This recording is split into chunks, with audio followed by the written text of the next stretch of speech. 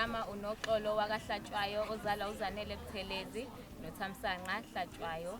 Well, I think umemulo ubalulekile ngokuthi siqhakambisa amasiko akaZulu nanokuthi abazali bami shuthi babonga ukuthi ngiyiphathe kahle, ngibonga iyalo zogogo, ngibonge iyalo zomkhulu lapho engakhulela khona, ngibonge umamkhulu wami owangiphatha ngesandla esimnene nomkhwenyana wakhe ubaba kaNjabulo.